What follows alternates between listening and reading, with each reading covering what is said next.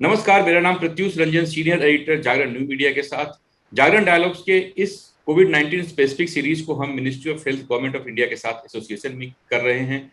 आज की इस चर्चा का टॉपिक है पोस्ट कोविड कॉम्प्लिकेशंस, क्या रखना है ध्यान और क्या करें उपाय।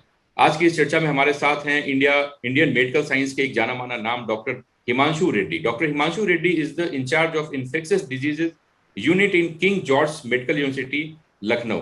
डॉक्टर हिमांशु, आपका जागरण डायलॉग्स में स्वागत। नमस्कार। डॉक्टर हिमांशु, आज की इस चर्चा की शुरुआत करते हैं। सबसे पहला सवाल जो है पोस्ट कोविड कॉम्प्लिकेशंस, ये क्यों शुरू होता है और जो लोग पोस्ट कोविड सिम्टम्स, कोविड के जो कॉम्प्लिकेशंस के सिम्टम्स देख रहे हैं वो सिम्टम्स किस तरह के होते हैं? जी डॉक्टर। पोस्ट कोविड कॉम्प्लिकेशन बहुत से कारण हो सकते हैं। इसमें सबसे पहले तो जो कोविड के बीमारी के दौरान जो उनके फेफड़े में या जो भी उनके फेफड़े में जो फर्क आ जाता है, जो इंजरी होती है हम कहते हैं, उसके कारण कुछ लक्षण होते हैं। जैसे कुछ लोगों को बहुत दिन तक सांस फूलना, चलने पे एक तरह से आपको सांस फूलने लगती है, कमजोरी रहती है। ये सब ये सब जो है डायरेक्टली उस वायरस के कारण, जो उसने जो भी नुकसान किया हमारे फेफड़ों पे, उसके कारण होते हैं। इसके अलावा दूसरा एक कारण हो सकता है जो पोस्ट कोविड कॉम्प्लिकेशंस का है, वो है जो इम्यूनिटी के घट जाना। बहुत से लोगों में हम लोग आजकल सुन रहे हैं कि जो कि दवाइयों से और वायरस खुद जो इम्यूनिटी को जो में फ़र्क ले आता है, तो उसके कारण दूसरे इन्फेक्शंस यानी बैक्टीरियल इन्फेक्शन, फंगल इन्फेक्शन जो आजकल हम लोग जो सुन रहे हैं, जो ब्लैक फंगस और सब, तो ये एक और कारण होता है। तीसरा लेकिन मेजर कारण जो आप बात कर रहे हैं वो है जो हमारा जो इम्यूनिटी है उसका डिसरेगुलेशन, यानी वो इम्प्रॉपर तरीके से बिहेव करने लगता है। उसके कारण सबसे मेजर जो कॉम्प्लिकेशन जो होता है, एक हम लोग कहते हैं MIS-C यानी मल्टी ऑर्गन इन्फ्लेमेटरी सिंड्रोम, जो बच्चों में children, C is for children, उसमें देखा जाता है। और आजकल ये भी माना जाता है कि MIS-A, जो आप CDC के साइट पर जाएंगे तो वहाँ MIS-A भी अब हम लोग देखने लगे हैं कि एडल्ट्स में भी ये हो सकता है, जिसके बारे में और हम लोग को दिन प्रतिदिन और जानकारी मिल रही है। तो ये डिसरेगुलेशन ऑफ इम्यूनिटी के कारण है। तो ये सारे कारण होते हैं। इनके अलावा भी कुछ चीज़ें हैं जो हमें याद रखना है, जैसे कि जो आदमी जो बहुत दिन तक सीवियर कोविड से बीमार रहता है, उसके कारण भी कुछ साइकोलॉजिकल चेंजेस आ जाती हैं, जो कि इलनेस के दौरान आ जाते हैं। वीकनेस, न्यूट्रिशन के कारण, जो न्यूट्रिशन की कमी होती है, डाइटरी चेंजेस के कारण। शुगर पे इफेक्ट, बहुत लोगों में आप देखे होंगे, सुने होंगे कि शुगर्स, ब्लड शुगर्स जो पहले उतने ज़्यादा नहीं था, अब नॉर्मली ज़्यादा रेज करके आए। लक्षण मेजॉरिटी में होती है थकान, हरारत, बहुत सिवियर फटीग रहता है इन लोगों को। कुछ लोगों में चकत्ते, रैशेस, स्किन रैशेस आना, जोड़ों में दर्द होना, जो जो खतरनाक साइंस होती हैं कुछ लोगों में, कुछ 2-4 हफ्ते बाद फिर से बुखार आना, पेट खराब होना। जी।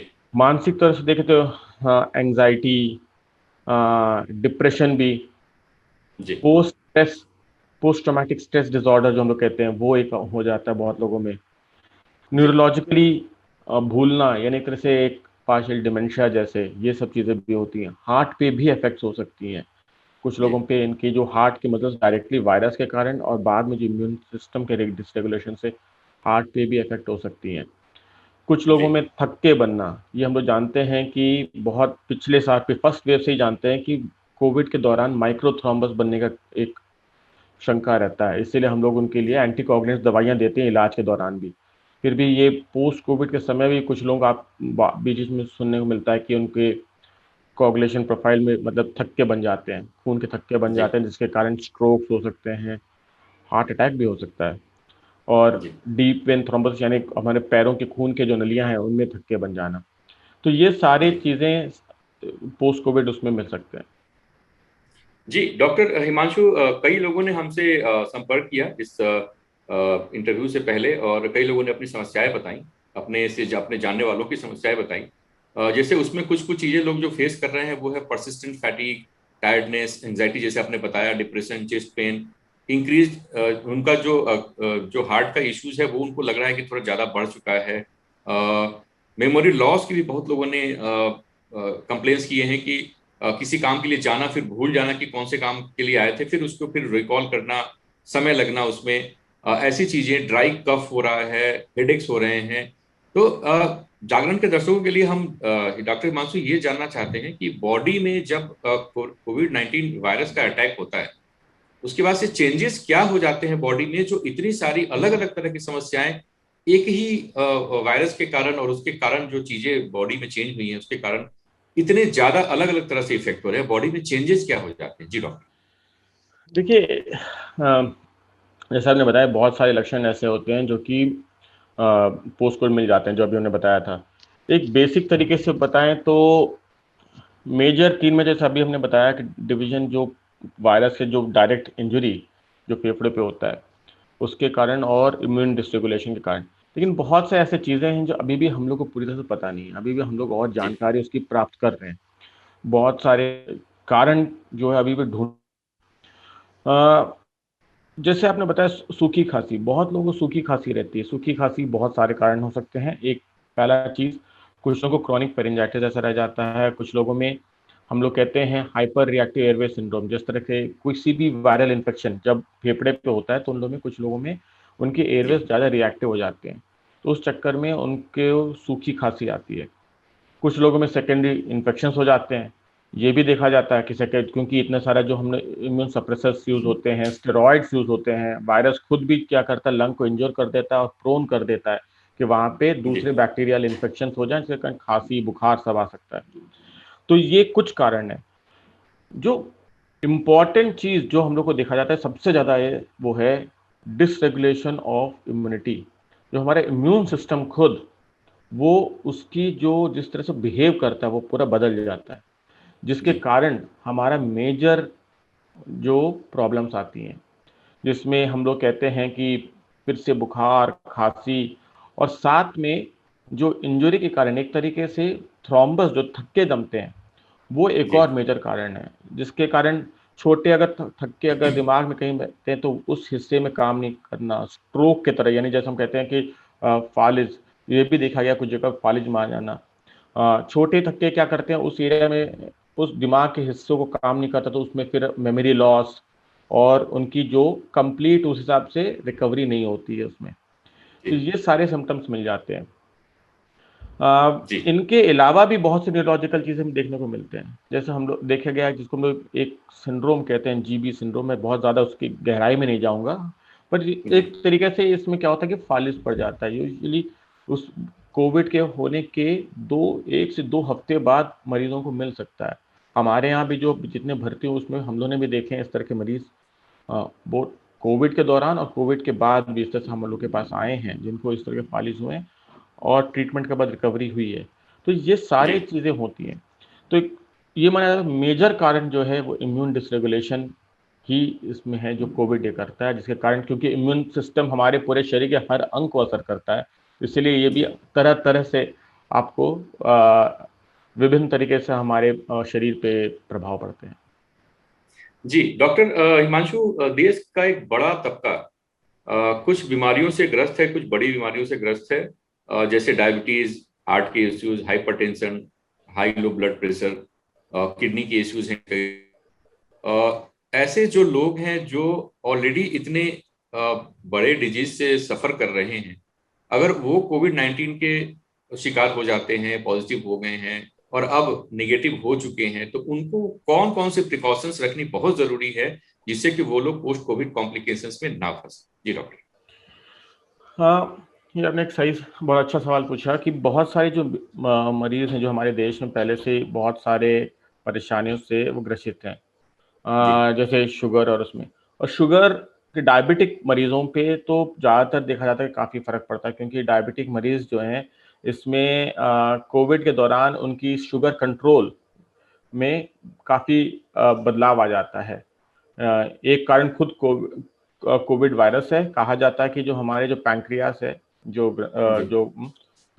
इस ग्रंथि पे असर करता है कोविड वायरस, ये माना जाता है। इसके अलावा दूसरा जो प्रॉब्लम है वो है कि हम जो दवाइयाँ इस्तेमाल करते हैं, जो स्टेरॉइड्स जो इस्तेमाल होती हैं, वो खुद भी जो है शुगर्स को गड़बड़ कर सकते हैं।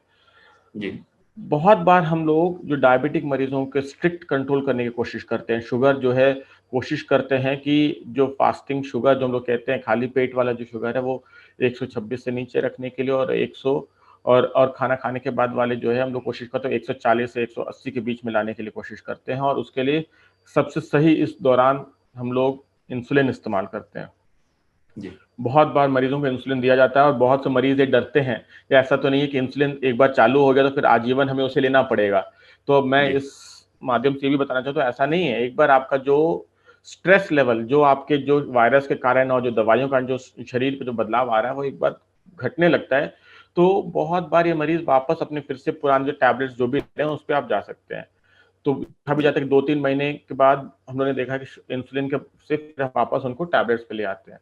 दूसरा वो मेजर है, वो है हार्ट के मरीज और गुर्दे के मरीज के जितने पेशेंट्स हैं। गुर्दों पे भी ये देखा जाता है कि कुछ जगह पे रिपोर्ट्स हैं कि कोरोना डायरेक्टली भी असर कर सकता है। जी और इनके बहुत बार जो पोस्ट ट्रांसप्लांट पेशेंट्स होते हैं, जो किडनी ट्रांसप्लांट के, उनमें जो दवाइयाँ जो देते हैं हम लोग उसमें इम्यून को सप्रेस करते हैं, तो उनमें भी बदलाव करना पड़ता है। तो जी यही हम उनको हम लोग बहुत केयरफुली मॉनिटर करते हैं, और कोशिश किया जाता है कि जब तक कोरोना का असर ना हो तब तक दवाइयाँ हम लोग चेंज करते हैं। इसलिए आपको जो नेफ्रोलॉजिस्ट आपके हैं उसके बहुत क्लोज संपर्क में रहना चाहिए। जी हार्ट के मरीजों में 2-3 चीज़ देखी जाती है। कुछ सबसे पहले चीज़ जो बहुत से मरीज आपको बताएँगे कि हमें ठीक होने के बाद भी हमारे दिल की धड़कन बहुत तेज़ हो गई है, या कुछ लोगों में ये भी देखा जाता है कि हार्ट की रेट कम हो जाती है। बहुत लोग बोलेंगे सर हमारा हार्ट 50-60 के आस-पास चल रहा है। तो इसमें घबराने की बात नहीं है। आपका अगर ब्लड प्रेशर मेंटेन्ड है, नॉर्मल तरीके से मेंटेन्ड है, तो उसमें हमें कुछ नहीं करना होता है। वो पर हम उसको कंटीन्यूअस मॉनिटरिंग करते हैं। इसके अलावा सबसे इम्पोर्टेंट है कि थक्के ना जमने के लिए हम लोग डी डाइमर जो कहते हैं, जो थक्के का एक टेस्ट होता है। बहुत बार आजकल कोविड में बहुत से मरीज जो भर्ती हुए उनको पता है कि डॉक्टर्स ने डी डाइमर की जांच कराई होगी। जी ये सब चीज़ चेक करते हैं और उनको दवाइयाँ देते हैं ताकि थक्के ना जमे। ये मेजर वो होता है।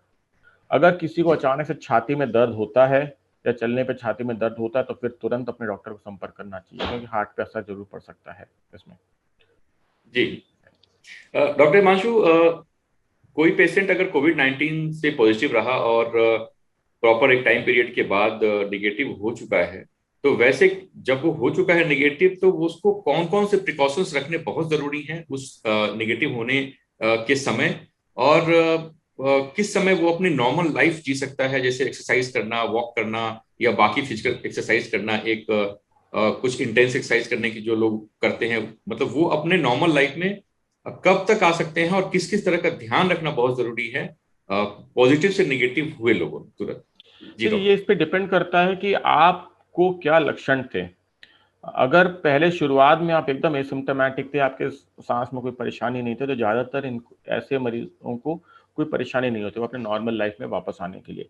लेकिन हाँ, ये देखा गया है कि जो एकदम एसिम्प्टोमेटिक थे, उनमें भी कभी-कभी बाद में चल के कमज़ोरी, या जैसे कहते हैं कि स्वाद में, महक में बदलाव, ये तो होता ही है, पर जी कमज़ोरी, जी और कुछ लोगों में ये जो जो हार्ट में जो धड़कन महसूस होना, ये सब हो सकता है।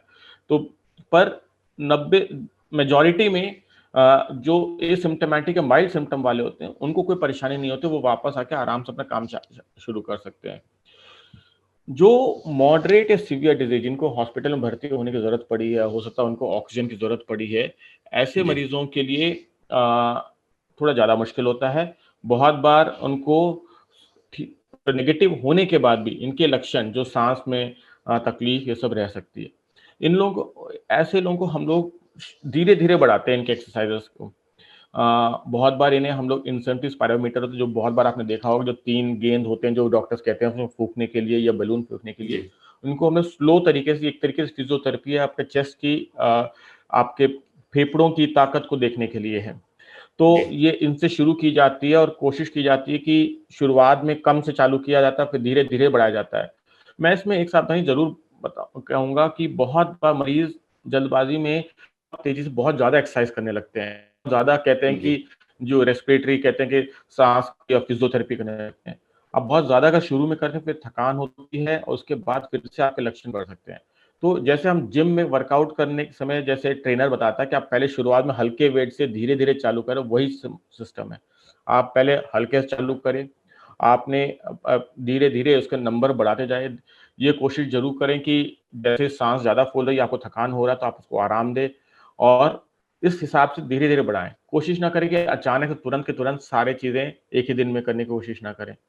चलने जी फिरने में भी यही परेशानी होती है। बहुत लोग जो ऑक्सीजन से, जो सीवियर डिजीज से आते हैं, वो क्या बताएंगे आपको कि अगर हम शुरू में अभी जैसे ऑक्सीजन तो हट तो जरूर गए, लेकिन जैसे उठ के अगर हम इवन अपने वॉशरूम भी जाते हैं तो भी सांस फूल रही है। तो हम लोग यही कहते जी हैं कि शुरुआत में आप अपने बेड से उतर के चेयर पे बैठे, पैर वैर को थोड़ा बैठे बैठे एक्सरसाइज करें, ताकि आपको आपके शरीर उससे धीरे धीरे एकस्टम हो, उसके बाद आप उसको बढ़ाएं। और जी कहीं भी अगर आपको सांस ज्यादा फूलते तो अपने अपने डॉक्टर, जो कंसल्टिंग डॉक्टर को तुरंत आप उनके संपर्क में रहें। जी डॉक्टर, ये पैंडेमिक ऐसा है कि इसने बहुत से लोगों को अफेक्ट किया और बहुत बुरी तरीके से अफेक्ट किया। अगर कोई कोविड-19 पॉजिटिव से नेगेटिव हुआ है और बिल्कुल सही नॉर्मल लाइफ में आ चुका है, लेकिन फिर भी अगर उसको किस समय बिल्कुल अलर्ट मोड में आके किसी न किसी डॉक्टर से जरूर बात करनी चाहिए, वो कौन से ऐसे सिम्टम्स हैं जिसको पहचानते रहने की जरूरत है, जिस पर नजर रखने की जरूरत है कि बॉडी आपका कब इंडिकेट कर रहा है, और इंडिकेट कर रहा है तो जरूर डॉक्टर से मिले। वो इंडिकेशन क्या हो सकते हैं डॉक्टर? दर्शकों के लिए हम सवाल उनकी तरफ देखिए, से सवाल आया है।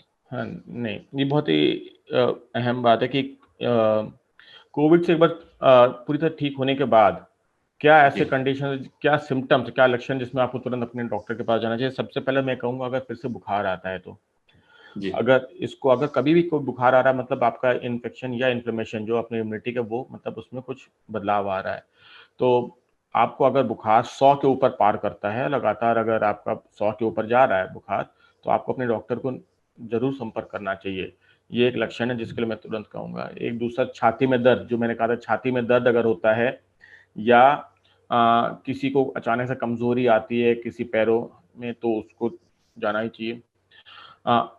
इसके अलावा अगर कहीं चकत्ते पड़ रहे हैं, शरीर पे चकत्ते, रैशेस जी रैशेस हो रहे हैं, तो आपको जाना चाहिए, आपको डॉक्टर को जरूर संपर्क करें।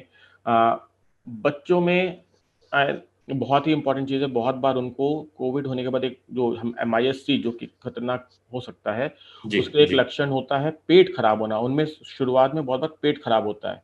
अगर पेट बहुत ज़्यादा खराब हो रहा है और वो दस्त हो रहे हैं और लगातार बना हुआ, तो आप ज़रूर अपने डॉक्टर को संपर्क करें। इसको बस नज़रअंदाज ना करें। इनके जी अलावा जो बाकी चीज़ हैं, अगर किसी की बीपी में बदलाव आ रहा है, सूजन आ रही है पैरों में, कुछ लोगों, क्योंकि वो दिखाता है कि जो प्रोटीन कम होना चालू हुआ है, ये एक तरीके से दिखाता है जी कि लिवर पे असर पड़ रहा है, तो आपको तुरंत अपने डॉक्टर को संपर्क करना चाहिए। ये कुछ ऐसे लक्षण हैं जिनको भूलना नहीं चाहिए। बाकी हाँ, जो जो आजकल एक बहुत ही इंपॉर्टेंट चीज़ है, वो है जो ब्लैक फंगस यानी म्यूकर माइकोसिस, जो हम लोग कहते जी हैं। उसमें बहुत बार क्या होता है कि एक तरफ के चेहरे पे दर्द होने लगता है, यूजुअली आँख और आँख के नीचे, नाक के आसपास, और सांस लेने में स्टफीनेस, यानी उसमें नाक में उसमें लगता है जैसे कुछ फंस रहा है। अगर इस तरह के जी भी लक्षण आते हैं, तो आपने डॉक्टर को दिखाना चाहिए इसमें। जी अगला सवाल मेरा इसी से रिलेटेड था डॉक्टर हिमांशु। ब्लैक फंगस के तो हमने कई सारे केसेस देखे, कुछ केसेस अभी हमने ग्रीन फंगस के भी देखे हैं। तो ये ब्लैक फंगस और ग्रीन फंगस, बीच में येलो फंगस के बारे में भी हमने सुना। तो ये प्रॉब्लम्स क्रिएट क्यों होती है, शरीर में क्या बदलाव होते हैं जिससे मरीज जो है इन सारे नए बीमारियों का शिकार हो जाता है? जी डॉक्टर। देखिए, ये जो black fungus, green fungus, yellow fungus, बहुत सारे आए हैं, जो बहुत बार सब लोग एक कलर के हिसाब से टर्म्स यूज करते हैं। एक्चुअली जी ये देखिए, ये सारे फंगस हमारे वातावरण में ही हैं। ये हमारे शरीर नॉर्मली क्या करता है, हमारे इम्यून सिस्टम, यानी हमारी इम्यूनिटी उससे लड़ रही होती है, उसको कंट्रोल कर देती है। तो जैसे आपको किसी भी वायरस से होता है, किसी भी वायरल इन्फेक्शन के बाद क्या होता है कि 1-2 हफ्ते तक थोड़ी इम्यूनिटी घटती है। इसीलिए हम लोग कहते हैं ना, किसी को बुखार आया तो उसके बाद कहते हैं थोड़ा सा भी आप सब रखिए। मतलब आम घरों में भी हमेशा कहा जाता है, जैसा माता पिता कहते हैं ना, अभी तो जी तुम्हें बुखार आया है, 2-4 हफ्ते, 1 हफ्ते तक, 10 दिन तक आपने को थोड़ा सा दूर रखो, वरना फिर से हो सकता है। तो ये जी बेसिकली यही होता है कि किसी भी वायरल इन्फेक्शन के बाद इम्यूनिटी घटती है। कोविड में ज्यादा दिख रहा है, ये जरूर है।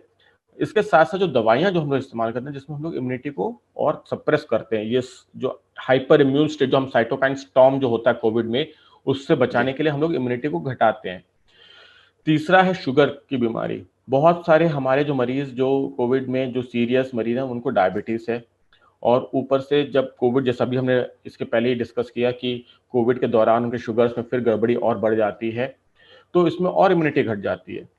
तब जी जब ये इम्यून सिस्टम हमारा पूरा गड़बड़ हो जाता है, तब ये फंगस, इन फंगस को मौका मिल जाता है हम पे हावी होने में। जो जी ब्लैक फंगस जो बेसिकली कह रहे हैं म्यूकर माइकोसिस, जो टेक्निकली हम लोग साइंटिफिकली ब्लैक नहीं मानते हैं, पर जी उसके रंग जैसा शरीर, क्योंकि वहां पे नेक्रोसिस, एक तरह से आप समझिए कि वहां पे खून की नलियों में पूरे एंटर करके वहां पे वो पूरे हिस्सा सड़ने लगता है और उसके लिए काला रंग आ जी जाता है। तो ये बहुत पहले भी डायबिटिक मरीजों में देखा जाता था, जब बहुत जी ज़्यादा डायबिटीज अनकंट्रोल्ड होती थी। तो आप समझ सकते हैं इम्यून सिस्टम के गड़बड़ होने के कारण ये होता है। बीच में व्हाइट फंगस एक आया था, वो हम लोग कैंडिडा कहते हैं। कैंडिडा वैसे भी नॉर्मली बहुत बार आपको मिल जाएगा, जो बहुत ज़्यादा एंटीबायोटिक्स कभी लेते हैं तो मुंह में आप देखते हैं कभी का कहते हैं कि सफेदी से हो जाती है, वो कैंडिडा होता है। जी यूजुअली हार्मलेस होता है, लेकिन एक बार ब्लड में चला गया तो वो फिर खतरनाक हो जाता है। इसी तरह से एक और फंगस एस्परजिलोसिस, ये भी फेफड़े में जब भी इन्फेक्शन होते हैं और जी हम लोग जब इम्यूनिटी घट जाती है तब ये असर करने लगता है फेफड़ों में। तो ये जी फंगस जितने हैं हमारे, इसीलिए हम पे हावी हो जाते हैं जब हमारी इम्यूनिटी घट जाती है, जो हम जानते हैं इस कोविड में बहुत ज्यादा हो रहा है। जी डॉक्टर, अभी बहुत सारे केसेस हमने ऐसे देखे हैं जहां पे लोग जब रिकवर हो चुके हैं तो रिकवर होते के साथ उनको, जैसे हमने रिपोर्ट से पढ़ा है कि या आपकी बॉडी में एंटीबॉडी बन जाती है जो आपको रिकवर कराती है कोविड 19 के वायरस से। तो एंटीबॉडी बन गई है, रिकवर हो गए हैं, ये सोच के कुछ लोग बहुत ही कंफर्टेबल मोड में आके और अपने नॉर्मल रूटीन में बिल्कुल आ जाते हैं, बिल्कुल अपनी फिजिकल एक्टिविटीज बढ़ा देते हैं, सब कुछ कर देते हैं। और उसके बाद फिर ये एक नई समस्या आती है। काफी लोगों को जब प्रॉब्लम शुरू होती है तो साइकोलॉजिकल सिम्टम्स भी आते हैं, कुछ हेल्थ, जैसे आपने बहुत सारे लंबे हेल्थ इश्यूज बताए, पूरी लिस्ट बताई आपने, वो सब सारे शुरू हो जाते हैं। सो ऐसे लोगों को जो बहुत जल्दी ये सोच के कि हमारी बॉडी में एंटीबॉडी बन गई है, अब हम सेफ हैं, ऐसे लोगों के लिए आपकी तरफ से क्या मैसेज है कि किस तरह का ध्यान आपको तब भी रखना है और कितने दिनों तक रखना है? जी हाँ, जैसे इसमें दो चीज़ें हैं। एक, जो एंटीबॉडीज बन जैसे आ जाते हैं, लोग टेस्ट कराते हैं बहुत बार, जब ठीक होता है एंटीबॉडीज के टेस्ट कराते हैं, फिर कहते हैं हम जी एंटीबॉडीज हो गए हैं, अब हमें कोई आ, किसी चीज़ का खतरा नहीं है। इसमें मैं ये कहना चाहता हूँ, दो चीज़ हैं जो एंटीबॉडीज बनने के बाद भी जो पोस्ट कोविड सिम्टम्स हैं, जो अभी हमने बताया, जो जी जितने लक्षण हैं, ये तो फिर भी हो सकते हैं, क्योंकि ये आपकी इम्यूनिटी ही कर रही है। जी ये आपकी खुद की इम्यूनिटी कर रही है, तो आपको समझना पड़ेगा कि अगर इनमें से कोई लक्षण अभी भी आ सकते हैं, अगर आते हैं तो आपको अपने डॉक्टर से मिलना है।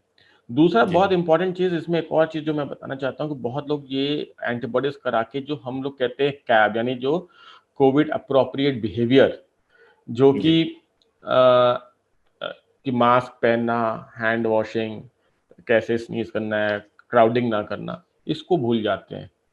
मैं जी उनको दो चीज़ बताना चाहता हूँ। पहला चीज़ ये है कि एंटीबॉडीज़ का बनना, और अभी साइंटिफिकली भी बहुत बार हमने देखा है कि कुछ-कुछ लोगों में 6-8 महीने बाद दोबारा भी कुछ लोगों में इन्फेक्शंस हुए हैं। हो जी सकता है उनकी इम्यूनिटी की कमी के कारण, ठीक है? क जैसे कि कुछ डायबिटिक्स, बुजुर्ग में, इन सब में। तो यानी एंटीबॉडीज़ बनने के बाद भी कुछ-कुछ लोगों में बाद में भी इन देखे गए हैं ये चीज़ें। जी दूसरा चीज़ ये देखा गया है कि कि आपके पास ज़्यादातर जो हम टेस्ट करते हैं वो है आईजीजी एंटीबॉडीज़ कहते हैं। मैं बहुत जी साइंटिफिक टर्म्स में नहीं जाऊँगा, लेकिन जो आईजीजी एंटीबॉडीज़ आपको ज़रूर सुरक्षित करती है, लेकिन आपको फिर भी कैरियर सेट हो सकती है, जो जी वायरस आपके नाक में और इस हिस्से में बैठ सकता है। इसके लिए अलग तरह के एंटीबॉडीज़ होते हैं जो बचाने के लिए, जो अभी आप नॉर्मल टेस्टिंग्स में नहीं की जाती। तो जी इसका मतलब ये है कि हो सकता है आप सुरक्षित हो, पर आपके घर में अगर आप इस तरह के बिहेवियर आप अप्रोप्रिएट नहीं करेंगे, आप अपने साथ वो वायरस घर ले जा सकते हैं। घर में हो सकता है आपके बच्चे, आपके बुजुर्ग जो घर पे हैं, आप उनको इन्फेक्ट कर सकते हैं। तो हमारा दायित्व यह बनता है कि एंटीबॉडीज बनने के बाद भी सारा जो Covid appropriate behaviour fully follow करें, उनकी पूरा पालन हो प्रॉपरली। दूसरा चीज़ ये है कि हमें अपना फिर भी अपने आप को अपनी सावधानी जो है उसको छोड़ना नहीं चाहिए। We have to be careful. हमें अपने सारे प्रिवेंटिव मेजर्स को अभी भी रखना है। आफ्टर ऑल जो हम कहते हैं ना, prevention is always better than cure, तो वो जी आपको नहीं छोड़ना है। जी डॉक्टर, बिल्कुल बहुत इंपॉर्टेंट बात आपने बताई कि हम चाहे रिकवर हो चुके हो या हम पर अभी तक हम बचे हों, लेकिन हमें कोविड-19 के सारे गाइडलाइंस को बहुत ही स्ट्रिक्टली फॉलो करना चाहिए। ये एक तरीका है, हम अपने आप को और अपने परिवार को इस बीमारी से बचा सकते हैं। एक अगला सवाल आया था डॉक्टर हिमांशु, काफी लोग जो हैं पिछले 2-3 महीने में ऑक्सीजन डिपेंडेंट रहे हैं और बहुत लंबे समय तक रहे हैं। सो ऐसे लोगों को जो उससे अब बाहर आ चुके हैं, कुछ खास प्रिकॉशंस हैं आपकी तरफ से जो उनको रखना चाहिए, जो ऑक्सीजन डिपेंडेंट रहे हो काफी टाइम तक? जी डॉक्टर। हाँ जी, बहुत से लोग जिनको मैंने वैसे बताया था, जिनको हॉस्पिटलाइजेशन और जिनको ऑक्सीजन लगे थे, उनमें बहुत लंबे दिन तक ऑक्सीजन की ज़रूरत होती है। बहुत बार हम लोग भी जब डिस्चार्ज करते हैं ऐसे मरीजों को जिनको लगता है कि ज़रूरत पड़ सकती है, उनको बोलते हैं कि ऑक्सीजन सिलेंडर अपने पास रखे रहें, कि कभी-कभी हो सकता जी है कि जब वो चलते हैं तो अचानक से फिर से सांस फूलने लगती है। जैसे मैंने बताया, कुछ लोग कंप्लेन करते हैं कि जिस दिन बहुत ज़्यादा मेहनत कर लिया तो अचानक से फिर से सांस फूलने लगती है। तो जी पहला तो एक हम लोग हमेशा ये कहते हैं कि हो सके तो एक थोड़ा-सा ऑक्सीजन रखे रहें, प्रिकॉशनरी बेसिस, जिसको हम लोग होम ऑक्सीनेशन थेरेपी भी कहते हैं। इसके अलावा जो कुछ प्रिकॉशंस ऐसे हैं, जैसे कि बाकी जितने इन्फेक्शंस और वायरसेस जो फेफड़े पे असर कर सकती हैं, उनसे बचने के लिए वैक्सीनेशन ज़रूर करा लें। यानी जो इन्फ्लुएंज़ा के जो वैक्सीन आता है, इस मतलब इसका कारण बहुत सिंपल सी बात है। अगर फिर से कोई इन्फेक्शन हुआ तो जो फेफड़ा जिस पे ऑलरेडी इतना जोर पड़ा है, जो इतना डैमेज हो के अभी रिकवरी स्टेज में है, अगर फिर से जी इन्फेक्शन हुआ तो फिर से वो बैठ जाएगा। उसी तरह न्यूमोकॉकल वैक्सीन, ये भी हम लोग एडवाइस करते हैं कि ये जी सब मरीज अपने लगवा लें। बाकी कोविड की वैक्सीन, जैसे गवर्नमेंट के गाइडलाइंस हैं कि ठीक होने के 3 महीने के बाद आप उसको भी लगवाएं, ताकि फिर से कोई रिस्क ना हो फिर से होने का। एक तरह से बूस्टर की तरह काम करे, और दूसरा कि आपको एंटीबॉडीज तो मेंटेन रहें। तो ये सारे वैक्सीन जरूर लगवाएं। इनके अलावा कोशिश करें कि पौष्टिक आहार, अगर आप डायबिटिक है तो शुगर्स अच्छे से कंट्रोल रखें, ताकि ये री इन्फेक्शन, क्योंकि अगर आपका फेफड़ा खराब है, शुगर्स अनकंट्रोल्ड है, तो आपको दूसरे बैक्टीरियल इन्फेक्शन हो सकते हैं। ये कुछ चीज़ें हैं जी जिन पर बहुत अहम मतलब आप अपना पूरा विजल रखना चाहिए और इनको फॉलो करना चाहिए। जी जी डॉक्टर हिमांशु, आपने सेशन की शुरुआत में बच्चों की भी बात की। हमारा एक क्वेश्चन बच्चों के लिए भी था।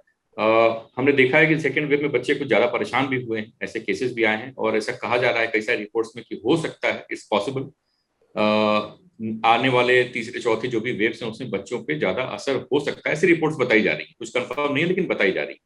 सो डॉक्टर हिमांशु, जो आपने अभी बताया multi system inflammatory syndrome in children, MIS-C, ये बच्चों में ये पोस्ट कोविड कॉम्प्लिकेशंस होते हैं, कि एक्चुअली ये होता क्या है और पेरेंट्स को किन चीजों का ध्यान रखना चाहिए बच्चों के लिए खासकर? जो जो MIS-C, जो मल्टी सिस्टम इंफ्लेमेटरी सिंड्रोम जो है, या मल्टी ऑर्गन सिंड्रोम जो है, ये बेसिकली बच्चों में एक तरह से उनकी इम्यूनिटी बहुत ज़्यादा एक्टिवेट हो जाती है। तो उसके कारण उनमें अलग अलग दूसरे ऑर्गन जो होते हैं, जो ग्रंथियां, उन पर असर करने लगती है। यानी लिवर पे भी असर पड़ रहा है, गुर्दे पे असर पड़ रहा है, हार्ट पे असर पड़ रहा है, इन सब पे हो सकता है। ज्यादातर ये कोविड के होने के 2 हफ्ते के बाद शुरू होता है, और इनमें बहुत बार जी बच्चों में देखा जाता है कि ये दस्त के साथ शुरू होता है। यानी GI सिम्टम्स के साथ, पेट खराब होना और उसके साथ। जी अब इसमें मैं कुछ चीजें बताता हूँ। बहुत बार क्या होता है, बच्चों को जब कोविड होता है तो इनके लक्षण बहुत कम होते हैं। बहुत बार हो सकता है कि उनके घर में उन्होंने टेस्ट भी ना कराया हो, इसलिए माता पिता को पता ही नहीं चलता कि ये बच्चे को कोविड हुआ भी है। जी बहुत बार ये भी होता है कि हमने देखा है कि माता या पिता में से किसी को लक्षण हुआ, बच्चे को हुआ तो बच्चे का टेस्ट नहीं कराया गया, बच्चा 2-4 दिन में ठीक हो गया कोविड से, तो सबने उसको नजरअंदाज कर दिया, नहीं बच्चा तो ठीक है, कोई जांच नहीं हुई। 2 से 3 हफ्ते बाद जो है, उसको अचानक से बुखार आना, पेट खराब होना, और फिर जो है ये सारे लक्षण चालू होते हैं। उसके बाद इनके पास चकत्ते पड़ना, शरीर में दर्द, गर्दन में दर्द, जी इनके अलावा धड़कन बहुत महसूस होना, ये सब सिम्टम्स होते हैं जो MIS-C के, और ये खतरनाक हो सकता है। अगर ये सिम्टम्स जी आते हैं तो तुरंत हम जो इन्फ्लेमेटरी मार्कर्स जो कहते हैं, जिसमें हम लोग CRP, ESR, D G dimer, ये सारे चीज़ों की जांच कराते हैं, फेरिटिन लेवल, ये सब चीज़ें। ये कुछ टेस्ट हैं जी जो कराने चाहिए, और आप अपने डॉक्टर को तुरंत आपको संपर्क करना चाहिए जैसे ये लक्षण दिखे, ताकि वो सब जी टेस्ट हों, और इसमें जल्द से जल्द अगर इलाज करना बहुत जरूरी है, वरना ये खतरनाक भी हो सकता है। जी, ये बहुत इंपॉर्टेंट बात बताई डॉक्टर आपने। खासकर हर परिवार में बच्चों का ध्यान रखना बहुत जरूरी है, और जितने सिम्टम्स डॉक्टर हिमांशु ने बताए हैं, अगर उसमें से कुछ भी अगर दिखता है तो आप जरूर अपने डॉक्टर से इमीडिएट संपर्क करें। वैक्सीनेशन समय पे सभी एडल्ट्स को लेनी चाहिए, जो अभी आज से भी सरकार ने जो है 18 से ऊपर वालों को फ्री कर दिया है। तो ये जो स्टेप्स हैं, इसको लेके आप अपने आप को और फिर बच्चों को सेफ जोन में रख सकते हैं, सेफ बना सकते हैं। डॉक्टर हिमांशु, एक आखिरी सवाल। हेल्थ मिनिस्ट्री ने पोस्ट कोविड कॉम्प्लिकेशंस या मैनेजमेंट प्रोटोकॉल कुछ जारी किए हैं, उसके बारे में अगर आप हमारे दर्शकों को बता सके कि किन किन चीजों का हमें बहुत ध्यान रखना जरूरी है पोस्ट कोविड में। हेल्थ मिनिस्ट्री में एक मैनेजमेंट पोस्ट कोविड प्रोटोकॉल निकाला था सितंबर में 2020 में भी, और एक अभी फिर से मई में भी निकले हुए आखिरी में। इनमें बहुत सारे चीज़ ये बताए गए, वही जो लक्षण किसके पे हमें ध्यान रखना है कि कोई जैसे अभी जो लक्षण हमने बताए थे, इन लक्षणों में कोई भी अगर कोविड के होने के बाद अगर चालू होते हैं, अगर आप कोविड नेगेटिव होगा या कोविड के सिम्टम्स खत्म होने के 4 हफ्ते के अंदर, फिर 4 हफ्ते बाद चालू हो रहे हैं, तो आप तुरंत आप उसको अपने डॉक्टर को संपर्क करें। बाकी आपके खान पान, जैसे आपको न्यूट्रिशियस डाइट, क्योंकि डाइट की बहुत फर्क पड़ता है, न्यूट्रिएंट्स की बहुत फर्क पड़ते हैं, तो इन सबको जरूर रखें। उसमें इम्यून बूस्टर्स के लिए भी बताया गया है कि कैसे आपको इम्यून बूस्टर्स लें, जैसे हमारे घरेलू उसमें च्यवनप्राश और उस सभी की बात हुई है। इसके अलावा सबसे इम्पोर्टेंट है कि पोस्ट कोविड के सिम्टम्स के लक्षण के उस पर इसमें बहुत ज़्यादा एम्फोसिस अब जो आ रहा है वो बच्चों के लिए, जैसे आपने बताया कि थर्ड वेव में कुछ जगह कहा जा रहा है कि बच्चों का हो सकता है, हो सकता ना भी हो, लेकिन हमें अपने आप को सतर्क रखना है। We have to be careful about it, हमें अपने बच्चों को जरूर बचाना है। तो उसके अलावा दूसरा चीज इम्पोर्टेंट इक्वली वो है कि इसमें जो हमारे मानसिक तनाव, उसके बारे में बात है कि जो मानसिक तनाव को नजरअंदाज ना करें। बहुत से लोग बहुत सारे सोमैटिक एंड जो हम कहते हैं साइकोलॉजिकल चेंजेस के कारण पीड़ित होते हैं, उसको नज़रअंदाज ना करें, अपने साइकियाट्रिस्ट जरूर मिलें, और पौष्टिक आहार, गुड न्यूनतम एक्सरसाइजेस डेली जो है उस पर बहुत ज़्यादा जोर दिया गया है। ये बहुत इंपॉर्टेंट चीज़ें हैं हमारे पोस्ट कोविड के लिए। जी, समय अभाव के कारण हम इस चर्चा को यही रोकते हैं। आज का ये सेशन हम मिनिस्ट्री ऑफ हेल्थ के साथ कोलैबोरेशन में कर रहे थे। डॉक्टर हिमांशु, आपका बहुत बहुत धन्यवाद, आपने सारे सवालों का बहुत डिटेल में जवाब दिए। मैं आशा करता हूं जागरण के दर्शकों को, पाठकों को यह सेशन फायदेमंद लगा होगा। जागरण के फेसबुक पेज पे और यूट्यूब चैनल पे ये सेशन का वीडियो अवेलेबल है। इसको आप अपने परिवार में, दोस्तों में, रिश्तेदारों में भेजकर उन तक ये जानकारी जरूर पहुंचाएं कि क्या क्या चीजें ध्यान रखने की जरूरत है पोस्ट कोविड सिचुएशन में भी। You can read about this interview on Jagran Hindi and English website as well. Jagran Dialogues aims for media, news and health literacy, and will come to you with a new topic with another guest once again. Till then, do follow all COVID guidelines, get vaccinated on time, stay safe, stay healthy. Thank you, viewers. Thanks to Dr. Himanshu Reddy once again. Thank you.